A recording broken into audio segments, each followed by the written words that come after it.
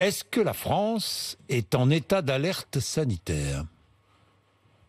Oui, sur les critères qu'elle a fixés, vous savez que c'était sur l'incidence, par exemple. Donc, elle Oui. a passé 2 fois le seuil que l'État avait fixé, d'une part, et sur le fait que, mais c'est beaucoup plus modéré, qu'on a une petite augmentation sur le remplissage de l'hôpital.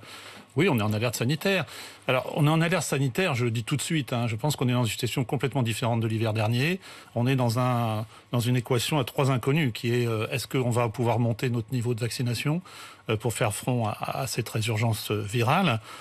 Et on est aussi sur une circulation très importante des virus hivernaux qu'on n'avait quasiment pas vu en 2019. On y reviendra peut-être. Et puis, on est sur une tension de l'hôpital qui est revenue à celle qui était avant 2019. Donc, ces 3 éléments fait qu'effectivement, il n'y a pas que la vague qui inquiète, quoi. Il n'y a pas que la vague. Comment allons-nous passer les fêtes de fin d'année?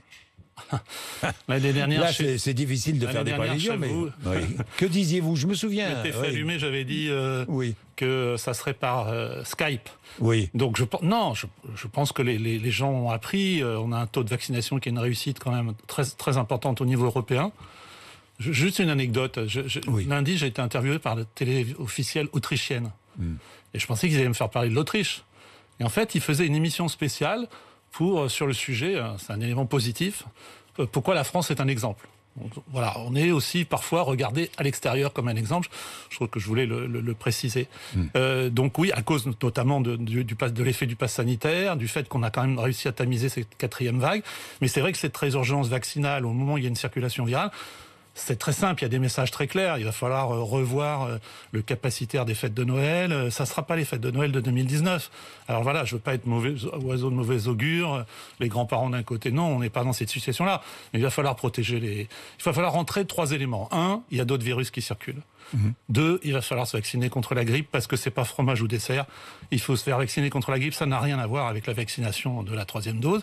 C'est 2 éléments complètement différents. Et bien sûr qu'il faut faire les 2.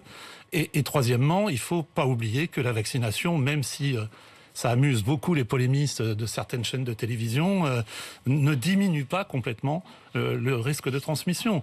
Donc voilà. La vaccination ne protège pas contre la contamination. Non, alors après on nous dit oui, mais c'est combien? On s'en fout de savoir c'est combien. Ça diminue le risque de transmission, mais ça ne l'annihile pas. Ça ne l'annihile pas. En revanche, ça nous protège, la vaccination, des risques les plus graves.